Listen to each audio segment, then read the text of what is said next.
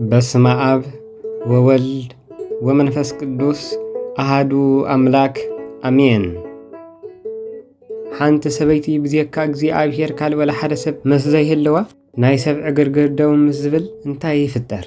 ኣጸቢቖም ዝሓዙኺ ኣእዳዎም ምስ ዝፍንውኺ ዓለም ንቕድሚት ክትግስግስ ከላ ንስኺ ግና በይንኺ ተረሲዕኺ ምስ እትተርፊ እግዚአብሔር እንታይ ይገብር ይኸውን? እሱ ናብኣይ ጽጋዕ። ኣብዚ ቪድዮ ሓንቲ ሰበይቲ ኣብ ተገፍዐትሉ ግዜ ከም ዝተረስዐት ኮይኑ ኣብ ተሰማዓ ግዜ ከመይ ከም እትቐውም ከምኡ እውን ብዘይካ እግዚአብሔር ካልእ ከም ዘይብላ ምስ ፈለጠት ባዶ ከም ዘይኮነት የግዳስ ዓብዪ ሓላፍነት ከም ዝተዋህባ እትርዳኣሎም 8 ነጥብታት ክንርኢ ኢና። ምክንያቱ ናይ ሰባት ዘይምህላው ተኸቲሉ እዩ ናይ ኣምላኽ ምህላው እትፈልጥ እዩ። እዚ መልእኽቲ እዚ መንፈስኪ ዝሕድስ እምነትኪ ዘነቓቕሕ እዩ። ተቐዳማይ ነጥቢ እምበኣር ኩሉ ምስ ዝርሕቐኪ እግዚአብሔር ይቐርበኪ እዩ።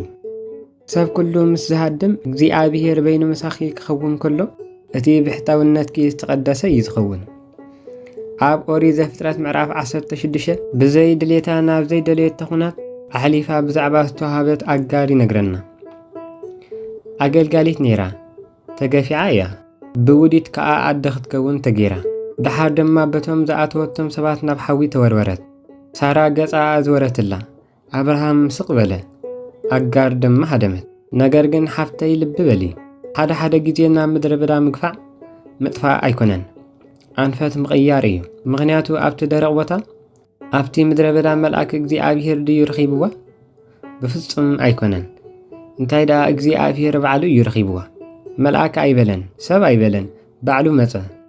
ሰብ ክሃድም ከሎ እግዚአብሔር ምስ ኩሉ ህልውንኡ፣ ምስ ኩሉ ሓልየቱ፣ ምስ ኩሉ ዕላማኡ ናብ ህይወትኪ ኣቱ። ኣብታ መዓልቲ እቲኣ ዝተዛረበቶ ናይ ዕብራይስጥ ቃል ኤልሮኢ ዝርእየና ኣምላኽ ዝብል ቲኦሎጂ ማለት ነገረ መለኮት ኣይነበረን፣ ምስክርነት እዩ ነይሩ።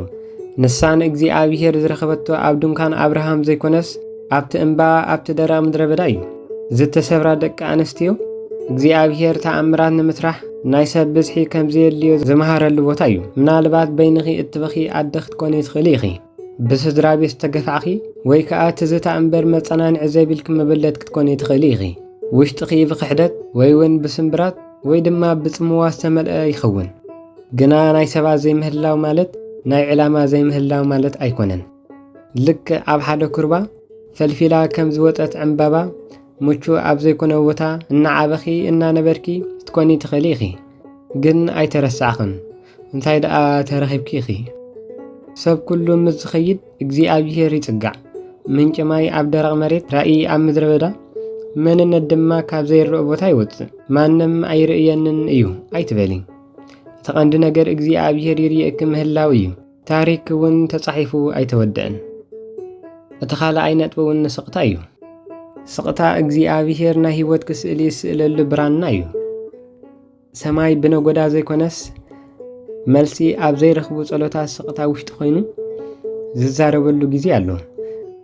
ሓንቲ ሰበይቲ ብዘካ ፈጣሪ ማንም ከም ዘይብላ ምስ ፈለጠት ንብዓታ ቋንቋኣ ስቕታኣ ድማ መቕደስ ይኸውን።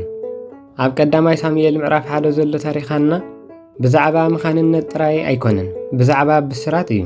ትንቀፍ ነይራ፣ ትባሳጨውን ነይራ። በዓል ቤታ እኳ ከጸናንዓ ኣይከኣለን። እታ መጋርታት ዝነበረት ፍናና ድማ ክትሕግዛን ክትከላኸለላን ዘይኮነስ ከም ስኽርቲ ቆጸረታ። ነዚ ኣስተውዕሊ። መንፈሳውያን መራሕቲ እኳ ነቲ ስቕታ ዝመልኦ ቃንዛኺ ዘይክርድኦም ይኽእል እዩ። እግዚአብሔር ግን የንብቦ እዩ። ናይ ሃና ከንፈር ይቀናቐስ ነበረ፣ ድምፂ ግና ኣይነበረን። ሰማይ ግን ንነፍሲ ወከፍ ፊደል ይሰምዖ። ንሰብ ስቕታ ዝኾነ ንእግዚአብሔር ጫውጫውታ እዩ። እግዚአብሔር ካብ ቃላት ንላዕሊ ንብዓት ትርጉም እዩ። እቲ ስቕታ ባዶነት ኣይነበረን፣ ማህፀን እዩ ነይሩ። ካብቲ ስቕታ ሳሙኤል ተጠንሰ። ወዲ ጥራይ ዘይኮነስ ንሃገር ዝቕይር ነቢ ነበረ። ሕጂ እውን ኣሕዋተይ ስቕታኽን ዓቕሚ ምስኣን ዘይኮነስ ናይ ምድላዊ ክፍሊ እዩ። ማንም ዘይሰምዖ እግዚአብሔር ጥራይ ይሰምዖ። ጸሎትኪ ሓያል እዩ። ኣዕሩኽትኺ ቴሌፎን ወላ እንተ ዘያልዓላ፣ መተረኣስኪ ነብዓትኪ ወላ እንተ ሰተዮ እግዚአብሔር ካብ ናይ ክሳድኪ ሻምብቆ ደም ንላዕሊ ንዓኺ ቀረባ እዩ። እቲ መልሲ ዝሰኣንክሎ ስቕታ መለኮታዊ መልሲ ዝጅምረሉ እዩ። እቲ ሳልሳይ ነጥቢ እውን ሰማይ ናትኪ ፍቃድ ኣይሓትትን እዩ። ኣብ መጽሓፈ ሩት ጸጥ ዝበለ ሓዊ ኣሎ። በዓል ቤታ ኣገር ውሕስነታ ሰኣነት ሰበይቲ ንኣሚ ንሩት ተመለስ በለታ። ሩት ግን ተጸግዐት። ንኣሚ ጥራይ ዘይኮነስ ገና ብደም ንዘይትፈልጦ ኣምላኽ ተጸግዐት። ህዝብኺ ህዝበይ ኣምላኽኪ ድማ ኣምላኽ ይኹን በለታ። እዚ እዩ ናብ ክብሪ ዝወሰዳ መንገዲ። ሰብኣይ ኣይነበራን፣ ገንዘብ ኣይነበራን፣ ዕላማ ኣይነበራን፣ ተኣማንነት ጥራይ ነበራ። ሩት መኣባዊት እያ ነይራ። ብናይ ሰብ መለክዒ በቕዕቲ ኣይነበረትን።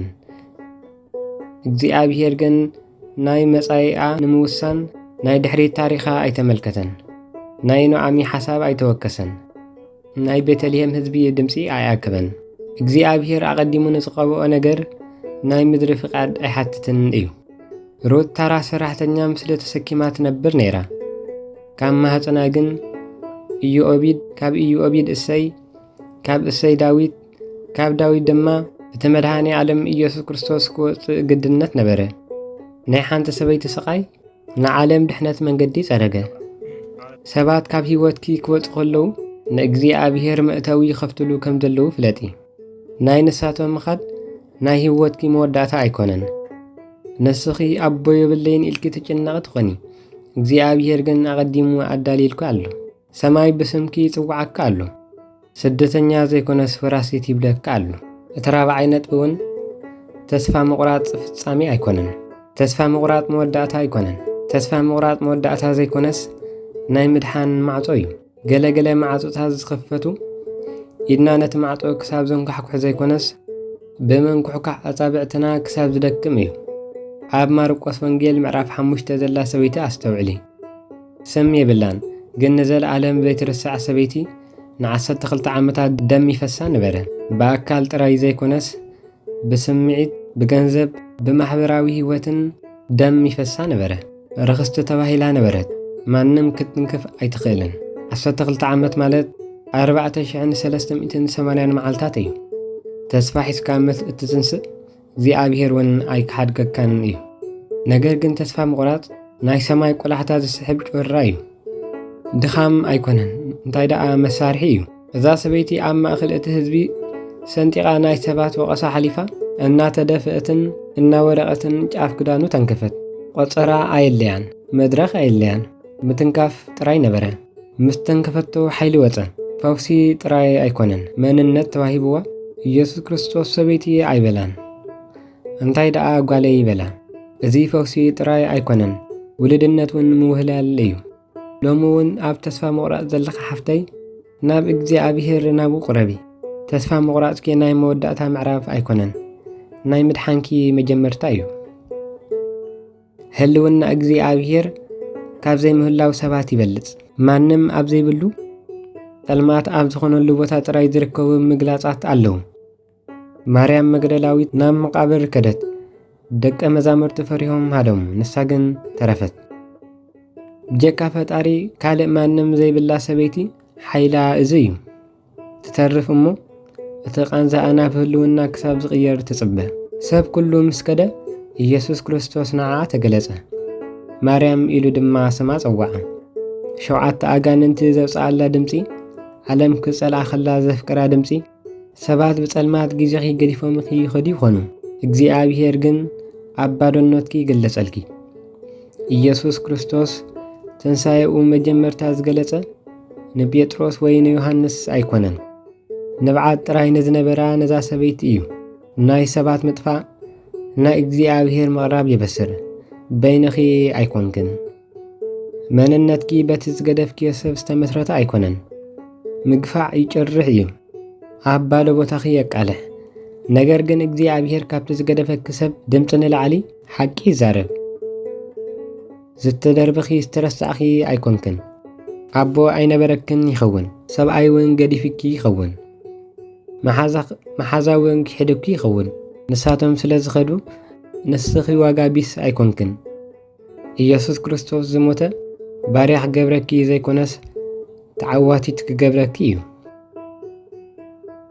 ነዛ ሳምራዊት ሰበይቲ ሕሰብ እያ።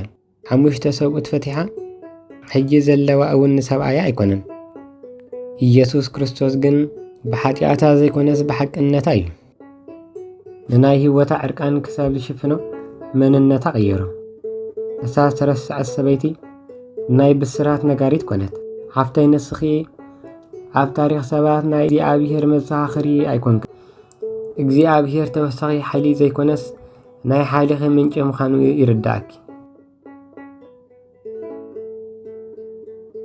ብክሕደት ሓሊፍኪ ይኸውን ሕልምኺ ቀቢርኪ ክትኮነ ትኽእሊ ኢኺ።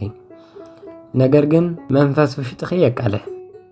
ኩሉ ምስ ዝጠፍእ እግዚኣብሔር በይኑ እኹል እዩ። ከም ኢዮብ ኩሉ ምስ ዝርሕቐኪ ብኡ እተኣማመን እየበሊ። ከም ቅዱስ ጳውሎስ ኣብ ዝኾነ ኩነታት ምዕጋብ ተለማመዲ። ብጀካ እግዚኣብሔር ማንም ስለ ዘይብልኪ ማንም ሰብ ይግደፍኪ ኣይትደናገጺ። ምክንያቱ ፈጺሙ ዘይፍለየኪ መን ምዃኑ ፈሊጥኪ ኢኺ። እሱ እኹል እዩ፣ ካብ እኹል እውን ንላዕሊ እዩ። ኩሉ ግዜ ነይሩ እዩ፣ ሕጂ እውን ኣሎ፣ ንዘለዓለም ዝነብር ድማ ንሱ እዩ። ወስብሃት ለእግዚአብሔር ወለወላዲቱ ድንግል ወለመስቀሉ ክቡር አሜን።